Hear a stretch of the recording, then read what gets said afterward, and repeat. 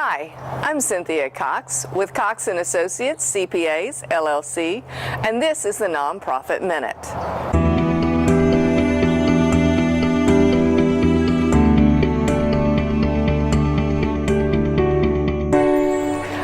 Talk to you today about an issue I see with some of my organizations that have both ministerial employees and regular employees, and they go to file their 941.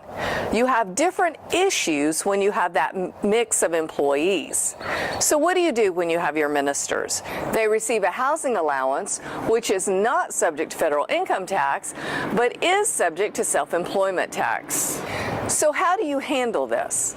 On the 941, you take all of your wages less the housing allowance.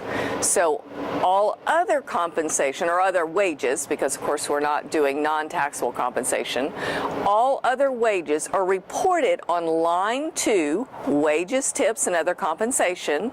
And then on line 3, you have total federal income tax withheld from those wages. Now, we talked about this in a previous YouTube video.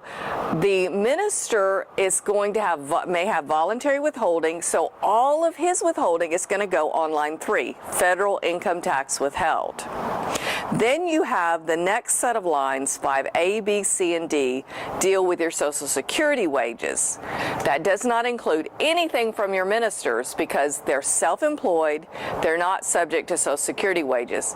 Really doesn't seem like that makes a whole lot of sense, but in the very technicality of it, it excludes it from being listed on this 941. So you have the ministers' wages on line 2. You do not include them on 5A, B, C, or D. So once you fill out line 5 without any of the minister's wages, you just follow the instructions as you would for any organization or company, and you'll have it done without any problem. In reality, ministers really do complicate things. Probably wasn't supposed to say that, but you guys know what I mean because you work with them all the time. If you need some help, because these are complicated issues with laws that aren't intuitive by nature, please give us a call. I'm Cynthia Cox with Cox & Associates CPAs, LLC, and we look forward to serving you and your minister.